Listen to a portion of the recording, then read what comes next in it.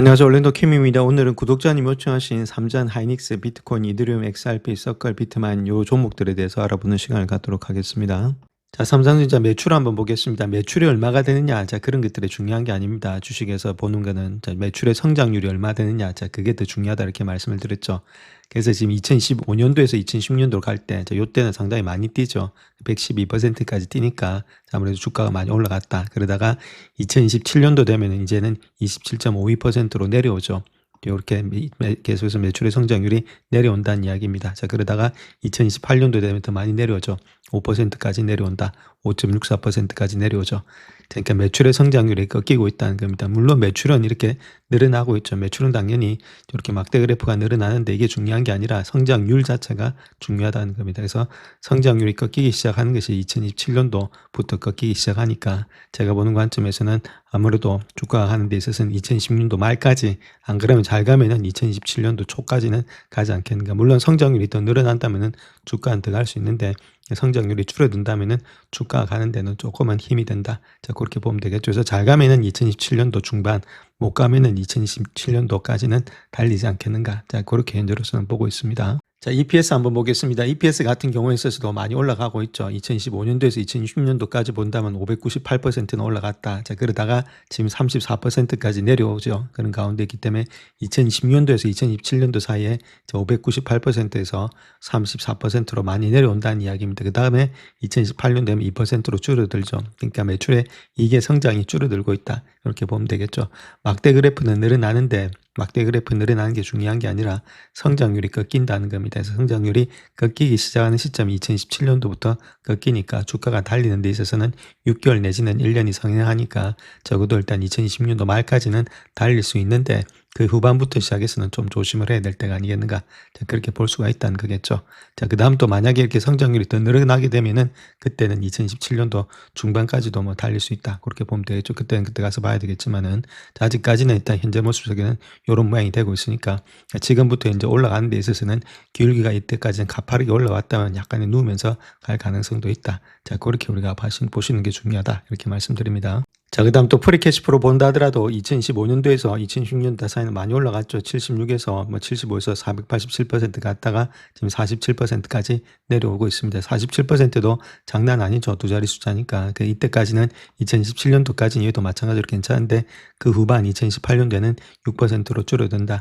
2028년도가 이렇게 줄어든다는 말은 주가가 달리는 데 있어서 2027년도가 끝물이 되지 않겠는가 그렇게 볼 수가 있겠죠. 자, 그렇다면 그 전에 지금 아무래도 6개월 정도 앞서서 또 선행하고 있으니까 자, 아무래도 중반이라든지 조금 더 뭐 빨리 당겨보면은 2017년도, 2010년도 말까지 아니면 2017년도 중순까지 그 사이가 되겠죠. 뭐 그 정도까지 볼 수 있다는 겁니다. 그래서 지금부터는 올라가는 데 있어서는 아무래도 기울기가 이때까지 올라온 만큼 이 정도는 올라가지 못한다. 자, 그 이유가 제 정도로 가파른 상승, 즉 말해서 487%, 자, 그런 것들이 안 나오기 때문이다. 자, 그렇게 보시면 되겠습니다. 그래서 우리가 해야 될 것은 지금부터는 이제 좀 내려온다면 매수 관점은 많은데, 자, 그렇다고 하더라도 옛날같이 그렇게 급격하게 올라가는 그런 장세를 좀 기대하기는 힘들지 않겠는가, 그렇게 볼 수가 있다는 거겠죠. 자, 그 다음 또 봐야 될 것이 캐시프롬 오퍼레이션이 있죠. 영업활동을 통해서 얼마만큼 돈을 벌고 있느냐. 자, 그게 더 중요한데, 저 그거 본다 하더라도 2025년도에서 2016년도 사이에 엄청나게 뛰고 있죠. 그래서 여기도 252%나 뛰었다가 여기는 지금 40%로 내려온다. 자, 그렇게 보시면 되겠죠. 여기도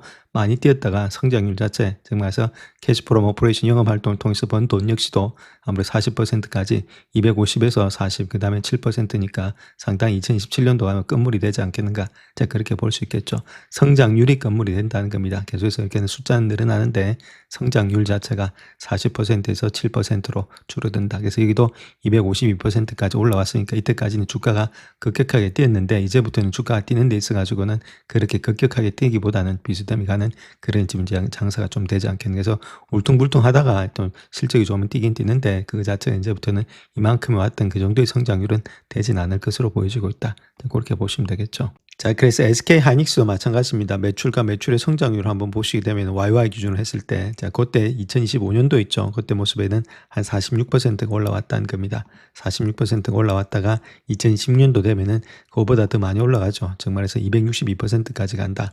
그러니까 46%에서 262%로 가니까 적어도 6배는 뛰었다는 겁니다. 주가가 날아가죠. 로켓으로 날아갔다가 2027년도 되면은 45%로서 내려왔던 그대로 내려온다는 거겠죠. 자, 성장은 가고 있는데 성장률이 꺾인다는 겁니다. 성장률이 꺾이면 주가가 올라가는데 상당히 힘이 든다. 물론 45%도 많은 숫자죠. 여기서 260에서 46%니까 올라가는 건 많이 올라가는데 그럼에도 불구하고 성장률 자체는 여기는 꺾이고 여기는 8%더 꺾이겠죠. 그러니까 2027년도까지는 달릴 수가 있는데 자, 일단 주가는 6개월이나 12개월을 선행하기 때문에 2026년도 말 아니면은 조금 더 간다면 2017년도 중반 자, 그때까지가 피크가 되지 않겠는가 그렇게 볼 수가 있겠죠. 그 외에 더 달린다면은 갈 수가 있는데 그때 뭐 공장을 짓고 그다음 수주가 또 나오고 이러니까 자, 아무래도 그 정도로 보는 것이 보수적인 관점에서 바람직하지 않겠나 그렇게 볼 수 있다는 겁니다. 자, 다음 하이닉스 EPS 한번 보겠습니다. EPS도 마찬가지죠. 성장률 보면 여기는 113%, 여기는 420%니까 적어도 뭐 4배 정도는 올라왔다는 거겠죠. 자, 그러다가 여기는 40%로 많이 내려간다는 겁니다. 여기는 6%니까 성장이 안 일어나고 있고, 자, 그렇다면 2017년도가 그까지가 앉으면 완전히 끝나는 거 아니겠는가 그렇게 보여주고 있고, 성장률로 봤을 때 그러니까 6개월이나 12개월 앞서서 선행한다. 그렇다면 그 정도로 12개월 앞서서 선행한다면 2016년도 말이겠고, 그보다 조금 더 간다면 2027년도 중반까지는 달릴 수 있다. 그렇게 보면 되겠죠. 그 다음에 또 뭐 여러 가지 쇼티지가 더 많이 난다 했을 땐 더 갈 수가 있는데 현재로서는 그런 모양이 되고 있는 것이 EPS도 그런 것들이 나타나고 있다. 그래서 매출과 EPS 거의 다 비슷하게 움직이고 있으니까 우리가 이런 것들을 명심하셔서 이제부터는 성장률이 그렇게 옛날처럼 많이 올라가는 것을 기대해서는 안 되겠다. 자, 그렇게 우리가 보시면 되겠죠. 자, 그 다음 또 이거는 리턴 온 에쿼티입니다. 근데 에쿼티에 대해서 얼마만큼의 이익이 내고 있느냐. 알로이죠. 알로이 자체도 본다더러 2010년도 있죠. 이때가 피크입니다. 자, 이때가 96%는 올라갔다가 2017년 되면 64%, 2018년 되면 41%. 물론 64% 이것도 놀랄만한 숫자죠. 자, 그럼에도 불구하고 조금은 꺾인다는 거겠죠. 알로이 자체도. 알로이가 꺾일 때, 자, 그럴 때가 우리가 이렇게 올라갈 때는 그래서 주가가 올라갑니다. 이렇게 올라갈 때 있죠. 이 올라간다는 말이 그래프가 올라간다는 게 아니라 성장률이 올라가고 있죠. 성장률이. 여기는 성장률이 31%, 여기는 44%, 96% 갔다가 성장률이 이제 64%, 41%로 내려온다는 겁니다. 그래서 성장률이 내려올 때는 주가 자체가 여기가 피크가 될 수 있다. 이렇게 보시면 되겠죠. 그래서 2016년도가 피크가 되지 않겠는가. 자, 그렇게 볼 수 있다는 거겠죠. 그래서 이런 것들이 전부 다가 지금 이제 2016년도 말까지를 지금 이제 암시하고 있기 때문에 물론 그 다음도 가기는 가는데 저 주춤거리면서 올라갈 때 이때까지 올라온 만큼의 이렇게 속도를 가지고는 가지 못할 것으로 보여지고 있다. 자, 그렇게 보시면 되겠죠. 재단 총 마진 한번 보겠습니다. 그로스 마진 자체도 2010년도가 83%, 그 다음 85%니까 2017년도 요까지는 좀 달리겠고, 그 다음에 81%로 좀 줄어들었다가 여기는 52%까지 줄어들죠. 자, 그런 가운데 있기 때문에 2026년도 요때 보시면 60에서 83%니까 뭐 총 마진, 뭐 GP 마진도 엄청나죠. 자, 그러다가 여기는 뭐 그렇게 큰 폭의 차이는 없습니다. 83에서 85니까. 자, 그럼에도 불구하고 85면은 나쁘게 나온 건 아니죠. 그러니까 요럴 때는 달리긴 달리는데 그렇게 힘을 가지고 달리지 못한다 옛날처럼. 자, 그런 것들이 이런 데서 OP 마진, GP 마진에서 나타나고 있다. 자, 그렇게 보시면 되겠습니다. 자, 그 다음 또 캐시 프롬 오퍼레이션 있죠. 2010년도가 상당히 많죠. 250%나 늘어났다가 2017년도 되면 56%로 줄어들고 그 다음에 13%로서 계속해서 줄어들고 있다. 자, 그리고 이런 모양이 있어서 나타나고 있으니까 이렇게 줄고 있다는 겁니다. 캐시 프롬 오퍼레이션 영업 활동을 통해서 번 돈 자체도 이때까지 많이 올라왔다가 이제 줄어들고 있으니까 주가가 올라가는 데는 부담이 좀 된다. 자, 그렇게 보시면 되겠죠. 자, 그래서 하이닉스 연봉 한번 보겠습니다. 이건 2025년도고 이건 2010년도죠. 우리가 주식을 할 때는 지금 이제 다른 것보다는 좀 연봉이라든지 이렇게 3개월분 아니면 6개월분 이런 것들을 좀 보시는 게 좋습니다. 길게 보시면서 투자하시는 게 좋은 거니까. 그래서 웬만하면은 일봉보다는 이렇게 큰 봉을 보시고 자, 그 다음 또 계속해서 작은 봉을 보시길 바랍니다. 그래서 큰 봉이 먼저다. 이렇게 말씀을 드릴 수 있겠죠. 그래서 계속해서 상승이 되고 있는데 이제 수직으로 상승이 됐습니다. 올해 말까지는 제가 보는 관점에서는 아무래도 일단 양봉이 계속해서 나타나지 않겠나. 자, 그렇게 볼 수 있겠고. 자, 그 다음 또 6개월 봉 한번 보겠습니다. 6개월 봉도 계속해서 주가가 올라오고 있죠. 근데 보통 보면은 6개월 동안에 이게 봉 하나가 6개월입니다. 6개월 동안에 봉이 3번 왔으면 한번 조정받고 그 다음에 봉이 3번 왔으면 6개월마다 한번 조정받는 그런 장세가 또 될 수도 있다. 자, 그렇게 보면 되겠죠. 이런 것들이 스토캐스틱 6개월에서 좀 많이 올라왔으니까 자, 그런 것들 스토캐스틱 여기에 올라와 있는 상태 있죠. 많이 올라왔죠. 자, 그러니까 요럴 때는 한 번은 일단 조정 또 약간 있지 않겠는가. 자, 그렇게도 볼 수 있겠습니다. 그다음 중요한 건 또 3개월 봉인데 하나 봉이 3개월입니다. 이게 3개월에는 실적을 말하는 거죠. 실적 때마다 주가는 계속해서 상승했다는 겁니다. 그래서 실적이 이때까지 안 좋은 실적이 없었기 때문에 주가는 계속해서 반등되는 모양이 있었다. 요번에도 실적이 있으니까 그 실적 장세에서는 그렇게 나쁜 모양은 보이진 않을 것으로 보여지고 있는데 이때까지 좀 많이 올라왔죠. 자, 그런 가운데 있기 때문에 한 번은 좀 약간은 또 쉴 수도 있지 않겠는가. 자, 그렇게 볼 수가 있겠고. 자, 일봉을 한번 보겠습니다. 하나기는 월봉입니다. 월봉. 월봉도 많이 올라왔죠. 그래서 지금은 이제 한 3개월 쉬고 한 번 쉬고 3개월 올라왔다가 그다음에 3개월 올라왔다가 이번에 한 번 또 쉴 수가 있다는 겁니다. 보통 보면은 3개월 연속으로 달린 게 아니고 지금 모습 속에서 SK 하이닉스가 해서 2달 달리고 한 2달 쉬고 2달 달리고 한 달 쉬고 3달 달리고 한 달 쉬고 3달 달리고 한 달 쉬고 자, 그런 식으로 했다는 거죠. 4개월 연속으로 계속 달린 적은 없다는 겁니다. 자, 그러니까 한 번은 조금은 눌린 목을 가지고 갈 수도 있는 그런 입장이 있다. 물론 이거 가지고 평가를 하면 안 되겠습니다만 자, 그럼에도 불구하고 자, 너무 많이 올라왔기 때문에 약간 쉬어가는 장이다. 그래서 이거 꺾이는 장은 아니고 좀 쉬는 장이다. 자, 그렇게 우리가 해석할 수가 있겠죠. 자, 삼성전자 연봉 한번 보겠습니다. 2010년, 5년도, 6년도, 좀 마찬가지로 6년도도 장대 양봉으로 좀 끝나지 않겠는가. 상당히 많이 올라갔죠. 2년 연속. 보통 보면 2년 연속 아니면 3년 연속 올라가다가 한 번씩 이렇게 쉰다는 겁니다. 그래서 요번 연도까지는 올라가고, 이제 3개년도는 올라갈지는 조금은 의문스럽지 않나. 자, 그래서 3개년도 갈 때는 좀 쉴 가능성도 많이 있다. 그래서 2016년도 지나서 2017년도 정도 되면은 조금은 쉬어갈 수 있다. 자, 그렇게 우리가 보시면 되겠고. 자, 6개월 거 한번 보겠습니다. 봉 하나가 6개월이니까 3개월 연속, 6개월 연속 계속해서 봉이 3개다 가면 18개월 동안에 상승을 계속했단 말입니다. 그러니까 한 번은 쉬어갈 수 있는 장이 돼야 되겠죠. 계속해서 간다기보다는 그런 것들이 있기 때문에 약간은 실수가 있다. 그렇게 보시면 되겠죠. 지금 좀 쉬어갈 수 있는 그런 장세가 다 마련되고 있다. 자, 3개월로 본다면 하나, 둘, 셋, 넷, 다섯, 여섯, 6번이나 계속해서 올라갔죠. 그러니까 이것도 마찬가지로 18개월 동안 올라갔다는 겁니다. 그러니까 조금은 쉬어갈 수가 있다. 이렇게 보면 되겠죠. 장이 쉬는 거지 여기서 주가가 꺾인다 이렇게 보지는 않습니다. 앞서서 보셨듯이 매출과 이익이 계속해서 증가되고 있고 두 자리 숫자는 나타내고 있기 때문이다. 자, 그렇게 보시면 되겠죠. 3개월 봤으면 1개월 정도 봐야 되겠죠. 자, 한 달 또 본다 하더라도 여기도 한 3달 정도 상승한 후에 한 달 쉬고 2달 상승한 후에 한 달 쉬고 3달 상승한 후에 한 달 쉬고 3달 상승한 후에 한 달 쉬고 그러니까 쉬어갈 수 있다는 겁니다. 물론 실적 상세가 되고 있으니까 주가는 좀 더 올라갈 수도 있는데 그럼에도 불구하고 좀 쉴 때 좀 빠진다면 또 매수 관점에서 우리가 들어가는 장세가 돼야 되겠죠. 많이 올라왔기 때문에 충분히 쉴 수 있는 자리가 될 수 있는 것이 현재 모습이다. 이렇게 보시면 되겠고 뭐 짧게 본다면 주봉으로 본다 하더라도 조금 이런 것들이 많이 내려올 때 있죠. 스토캐스틱 50 미만으로 내려올 때 그때부터는 조금씩 또 매집의 관점에서 길게 보신 분들 한해서는 또 들어갈 수도 있지 않겠는가. 그래서 지금은 장이 쉰다는 거지 여기서부터 꺾이는 것이 아니기 때문에 쉴 때 좀 많이 꺾인다 했을 때는 조금씩 분할 매수 관점이다. 자, 그렇게 보시면 되겠죠.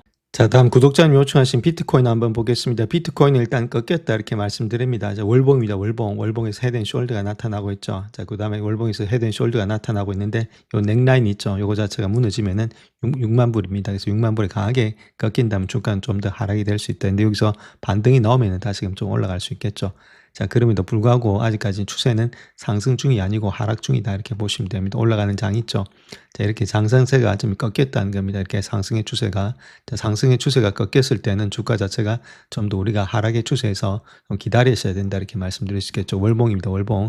자, 월봉에서 이런 식으로 추세가 꺾였죠. 이게 거의 다 가면 똑같죠. 이게 헤드앤숄더하고 똑같은 이야기입니다. 그래서 추세가 꺾여서 지금은 하락 중이기 때문에 여기가 바닥이다 저기가 바닥이다 우리가 정확하게 알 수가 없습니다. 그래서 확실하게 바닥을 돌파한 후에 즉 말해서 이렇게 하락되는 추세를 돌파한 후에 사도 늦지가 않다는 겁니다. 굳이 앞서가지고 사가지고 더 떨어질 수가 있으니까 조금 더 높은 가격을 주고 산다 하더라도 우리가 조금 더 비싸게 산다 하더라도 이걸 돌파하고 나서 사도 늦지가 않다. 자, 그렇게 보면 되겠죠. 주봉 차트인데 자, 그런 가운데 있기 때문에 6만대도 깨져 있는 상태고 물론 스토캐스틱도 바닥에 있기 때문에 충분히 들어갈 수는 있겠죠. 근데 이게 자체가 펀더멘탈이 없죠. 투심으로 가는 주식이기 때문에 아무래도 심리 따라서 왔다 갔다 할 수 있다. 그래서 더 뺄 수도 있겠죠. 그래서 왔다 갔다 하다 더 뺄 수도 있고 알 수가 없다는 겁니다. 그래서 이런 것들은 돌파되고 나서 쌍바닥이라든지 그런 것들을 확인하고 추세가 돌아 나갈 때 사도 크게 문제가 없다는 겁니다. 자, 그런 식으로 해야만이 좀 벌 수가 있다 이렇게 보면 되겠죠. 이런 겁니다. 이런 거. 여기서 지금 하락을 했죠. 추세가 하락을 해서 지금 이쯤 되고 있다는 거죠. 이쯤 되고 있다는 것들. 보시게 되면 요때하고 저때하고 좀 비슷한 모양이 되고 있는데 이런 모양이 되고 있죠. 하락의 추세 라인 때 있는데 이렇게 헤드앤숄더가 나타났죠. 저번처럼 이렇게 헤드앤숄더가 이렇게 나타났는데 이 넥라인을 깨버렸다는 겁니다. 넥라인을 깨서 더 내려왔다는 거죠. 그 넥라인을 깨가지고 이거 자체가 더 내려올 수가 있다는 겁니다. 그래서 우리가 이게 더 내려올지 아니면 여기서 멈출지 알 수가 없기 때문에 이런 식으로 돌파될 때 있죠. 돌파될 때. 그러니까 추세 라인대를, 이런 추세 라인대를 갖다가 돌파한 후에 이때 사도 늦지가 않다는 겁니다. 그러니까 돌파한 후에 추세를 갖다가 돌파한 후에 사도 늦지가 않으니까 조금 더 비싼 가격에 사도 아직까지는 어디가 바닥인지는 확인이 안 된 상태에 있다. 그렇게 보시면 되겠죠. 비트코인 같은 경우에 있어서는 섣불하게 이게 바닥이라고 들어가서는 안 된다는 겁니다. 더 떨어질 수가 있기 때문에 이 정도 더 떨어지죠. 떨어졌던 폴보다 우리가 생각했던 것보다 더 많이 떨어져서 한 44%가 여기서부터도 더 떨어질 수가 있다는 겁니다. 알 수가 없다는 거겠죠. 자, 그런 가운데 이 때문에 좀 비싸게 주고 산다 하더라도 그 위에서 사도 문제가 없다. 돌파되고 나서 하락 추세를 돌파하고 나서 사는 것이 정상이다. 자, 아직까지는 어디가 바닥인지는 알 수가 없다. 자, 그렇게 말씀을 드릴 수가 있겠고. 자, 굳이 한 바닥을 한번 찾아본다면 뭐 직전 저점 정도 되겠죠. 저 고라인대 6만대가 깨지면은 고라인대, 그 밑에 라인대는 5만대가 지금 되겠죠. 그래서 5만대가 지켜낼지 5만대가 무너진다면 좀 더 내려갈 수 있겠죠. 그런 가운데 있으니까 뭐 5만대까지는 안 내려갈 것으로 보여지고 있는데 아직까지는 지금 6만대를 깼기 때문에 지금 그 다음에 지지 라인대는 5만대다. 자, 그렇게 보시면 되겠습니다. 자, 다음 이더리움 한번 보겠습니다. 이더리움도 마찬가지죠. 직전 고점에서 지금 이제 5천까지 갔다가 다시금 흘러내리는 모양이 있다. 이렇게 보시면 되겠고. 그래서 요 라인대, 그래서 여기 저항대 있죠. 레지스턴스라든지 지지받는 서포트 되는 라인대를 지켜낼지. 자, 그거 자체가 지금 이제 1400대인데, 자, 그거 지켜지지 못한다면 좀 더 하락된다. 자, 그 하락된다면 적어도 저 900대, 1000대까지는 봐야 되지 않겠는가. 자, 그렇게 볼 수 있겠죠. 여기서 바로 올라가면 좋은데, 아직까지 추세는 하락 중이기 때문에 어디가 바닥인지는 알 수 없다. 조금 더 시간을 가지고 봐야 될 때다. 이렇게 말씀을 드릴 수 있겠죠. 그래서 여기서 저점에서 이제 반등이 되고 올라가면 좋은데 그게 아니고 더 떨어질 수도 있다는 겁니다. 그래서 우리가 이런 것들은 돌파하고 나서 추세가 완전히 돌파하고 나서 사도 좀 높은 가격입니다. 그럼에도 불구하고 안전하게 사는 게 낫다.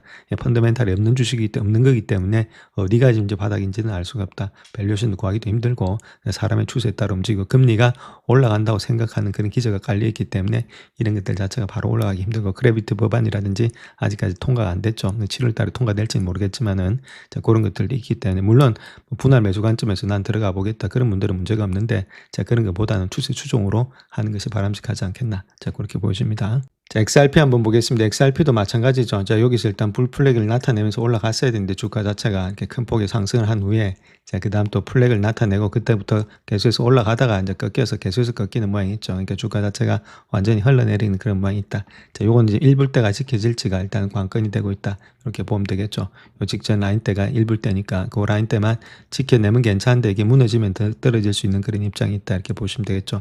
아직까지 어디가 바닥인지는 우리가 알 수가 없습니다. 그렇기 때문에 이렇게 완전히 돌파된 후에 사도 크게 문제가 없고 이런 주식들 여기에는 완전히 지금 이제 좀 투기성이 강하기 때문에 아직까지 어디가 바닥인지는 알 수가 없다. 이렇게 말씀드립니다.